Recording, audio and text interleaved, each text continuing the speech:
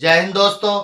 कैसे हैं आप सभी लोग। आशा करता हूं आप सभी ठीक होंगे, स्वस्थ होंगे और मौज कर रहे होंगे। एक बार फिर से आपका अपने YouTube चैनल बोर्डजू में आपका स्वागत है। एक बार फिर हम अपने एक नए टॉपिक के साथ में आए हैं। हमारे प्रीवियस टॉपिक जो थे वो रिप्रोडक्शन सिस्टम पे थे। जनन तंत्र की बातें कर ली थी, नर जनन तंत्र की भी बात कर ली थी, मादा जनन तंत्र की भी बात कर ली थी। और वहां पर हमने बात की थी कि शुक्राणु और अंडाणु कैसे बन रहे थे। शुक्राणु कहाँ बन रहे थे? टेस्टिस में। अंडाणु कहाँ बन रहे थे? अंडाशय में। अब बात करें कि ये जो प्रोसेस होता है वो कैसे होता है, यानी शुक्राणु कैसे बनता है और अंडाणु कैसे बनता है, तो उन्हीं पे बात करेंगे। तो हमारा टॉपिक रहेगा आज का युग्मक जनन। क्या रहेगा? युग्मक जनन। युग्मक जनन को हम क्या कह सकते हैं? गैमेटोजेनेसिस कह सकते हैं।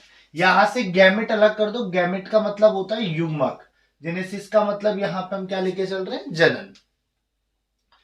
या ये कह दें युग्मक निर्माण की प्रक्रिया। ये युग्मक जनन है तो हम सीधा लिख देंगे यहां पे युग्मक निर्माण की प्रक्रिया क्या कहलाएगी? युग्मक जनन। युग्मक निर्माण की प्रक्रिया क्या कहलाएगी? युग्मक जनन। ये जो युग्मक है ना, ये हमेशा अगुणित होंगे। क्या होंगे? अगुणित। क्योंकि एक अगुणित और दूसरा अगुणित दोनों मिलकर क्या बनाएंगे? द्विगुणित। समझिए बात को। तो युग्मक हमेशा कैसे होंगे? अगुणित। इस युग्मक जनन प्रोसेस को कितने भागों में बांट सकते हैं? दो भागों में। कितने भागों में? दो में। एक होता है शुक्र जनन जिसको हम कह देंगे स्पर्मेटोजेनेसिस। एक होता है अंड जनन जिसे हम क्या कह देंगे? oogenesis। अब देखिएगा, शुक्र जनन की बात करेंगे, स्पर्मेटोजेनेसिस की बात करेंगे तो फिर से यहां से अलग कर सकते हो स्पर्म। स्पर्म का मतलब हो गया शुक्राणु। क्या हो गया? शुक्राणु। ठीक है। और सीधी बात हम कह सकते हैं जेनेसिस की बात हो रही है तो यहां निर्माण प्रोसेस लगाए तो सीधी सी बात है शुक्राणु निर्माण की प्रोसेस क्या कहलाएगी? शुक्र जनन। तो हम क्या लिख रहे हैं? शुक्र जनन प्रोसेस होगी कहां पे? तो वृषण में उपस्थित शुक्र जनन नलिकाओं में। वृषण में उपस्थित शुक्र जनन नलिकाएं, क्योंकि वृषण की संरचना हमने पढ़ी थी, वहां पर क्या प्रेजेंट थी? शुक्र जनन नलिकाएं। उसमें किसमें होगी? स्पर्मेटोगोनिया द्वारा होती है। किसके द्वारा होती है? स्पर्मेटोगोनिया द्वारा होती है। दूसरी बात करें, शुक्र जनन जो है वो कौन सी प्रक्रिया है? शुक्राणु निर्माण की प्रक्रिया है। शुक्राणु का निर्माण कर रहा है। और सबसे बड़ी बात यह है कि नर के अंतर्गत शुक्राणु जो होते हैं वो जीवन पर्यंत जारी रहते हैं, अर्थात जब तक नर जिंदा है तब तक शुक्राणु बनाएगा। कोई लिमिट नहीं है, अनलिमिटेड है। जितना चाहे उतना प्रोड्यूस करेगा, उतना प्रोडक्शन करेगा। फैक्ट्री है, चलती रहेगी। जितना डिस्ट्रॉय करेगा उतना वो वापस से बनाएगा। तो जीवन पर्यंत जब तक जिएगा तब तक बनाएगा। समझ गए बात को। और इस शुक्र जनन प्रोसेस को हम कितने भागों में देखते हैं? दो भागों में। एक होता है स्पर्मेटोसाइटोजेनेसिस और एक होता है शुक्र कायंत्र। अब देखो इन तीनों दोनों प्रोसेस को हम देखेंगे, स्पर्मेटोसाइटोजेनेसिस को और शुक्र कायंत्रण को। तो देखिएगा, स्पर्मेटोसाइटोजेनेसिस जो होती है वो तीन भागों में बांटते हैं। क्या किसमें बांटेंगे? तीन में। एक फेज ये है, एक फेज ये है, एक फेज ये है। फर्स्ट फेज, सेकंड फेज और थर्ड फेज। फर्स्ट फेज को हम गुणन प्रावस्था कहते हैं, सेकंड फेज को हम वृद्धि प्रावस्था कहेंगे और थर्ड फेज को हम परिपक्वन प्रावस्था कहेंगे। जैसा कि हम युग्मक निर्माण बात कर रहे थे, युग्मक बना रहे थे, नर की बात चल रही है, शुक्राणु बना रहे हैं, तो कैसे बनेगा? तो समझिएगा कि जो गुणन प्रावस्था होती है, जो गुणन प्रावस्था होती है, इसे हम मल्टीप्लीकेशन फेज भी कह सकते हैं। क्या कह सकते हैं? Multiplication phase. अब गुणन की बात हो रही है, गुणन का मतलब होता है डबल करना। दो है तो चार, चार है तो आठ, आठ है तो 16, 16 है तो 32। डबल कर देंगे, डबल हो जाएगा। अब वो डबल कैसे होगा? तो समझिएगा कि लैंगिक जनन की प्रारंभिक अवस्था यानी primordial germ cell, primordial germ cell, प्राथमिक जनन कोशिकाओं में विभाजन होगा, डिवीजन होगा। अब डिवीजन जो होगा वो समसूत्री होगा। कौन सा होगा? समसूत्री। तो यहां पे जो विभाजन हो रहा है वो कौन सा हो रहा है? माइटोसिस। कौन सा होगा? माइटोसिस।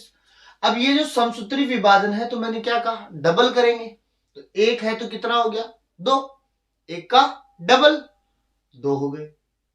अब यहां पर भी दूसरे में भी क्या कर रहे हैं, माइटोसिस। तो 2 का डबल कितना, 4।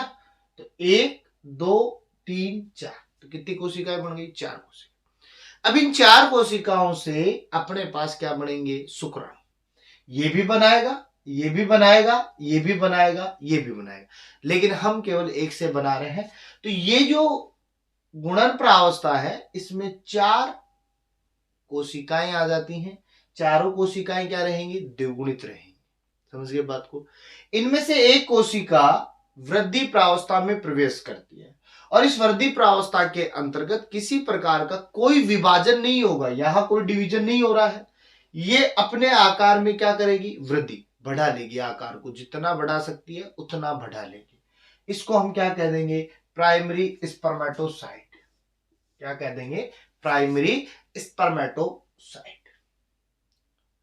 अब इस प्राइमरी स्पर्मेटोसाइट के अंदर हम किस में डालते हैं इसको, मैच्योरेशन फेज में। मैच्योर का मतलब परिपक्व हो जाना, कंप्लीटली बन जाएगी। अब बनेगी 2 विभाजनों से। कौन से विभाजन से, 2 विभाजन से। और इन 2 विभाजनों को एक रूप में देखें तो मैं कह सकता हूं मियोसिस। क्या कह सकता हूं, मियोसिस। अब मियोसिस के लिए मैंने पढ़ाया था आपको और बताया था कि मियोसिस के अंतर्गत कोई भी कोशिका आधी हो जाती है। 2 है तो 1 हो जाएगी, 1 है तो आधी हो जाएगी। तो यहां सूत्री में क्या होगा, आधा। तो 2n है तो 1n इसको दे देगा, 1n इसको दे देगा, कितने बन गए, 2, आधे हो गए। दूसरा होगा मियोसिस सेकंड। अब आप सोच रहे होंगे साहब ये तो 2 है और मियोसिस कर रहे हो तो आधा कर रहे हो, तो यहां तो आप डबल कर रहे हो, एज इट इज लिख रहे हो। तो मैंने बताया आपको मियोसिस सेकंड जो होगा वो किसके समान बिहेव करता है, माइटोसिस के समान। किसके समान, माइटोसिस के समान। जिससे ये कितने भागों में बटेगा, 4 में। 1 से कितने बनाएगा, 2। 1 से कितने बनाएगा, 2। ये अपने पास में सेकेंडरी स्पर्मेटोसाइट भी कहलाती है। क्या कहलाएगी, सेकेंडरी स्पर्मेटोसाइट भी कहलाएगी। और इनको हम क्या कह सकते हैं, स्पर्मेटिड भी कह सकते हैं। क्या कह सकते हैं, स्पर्मेटिड, शुक्राणु परसु कह सकते हैं।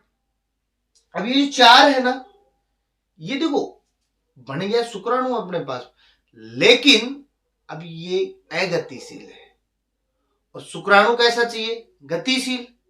तो गतिशील बनाने के लिए हमें किसकी आवश्यकता पड़ेगी, शुक्र कायंत्रण की, यानी स्पर्मोजेनेसिस की। अब इस स्पर्मोजेनेसिस के अंतर्गत ये जो अगतिशील स्पर्मेटिड है, इनको हम क्या बनाएंगे, गतिशील। और ये जो गतिशील प्रावस्था होगी उसको हम क्या कहेंगे, स्पर्म कहेंगे, शुक्राणु कहेंगे।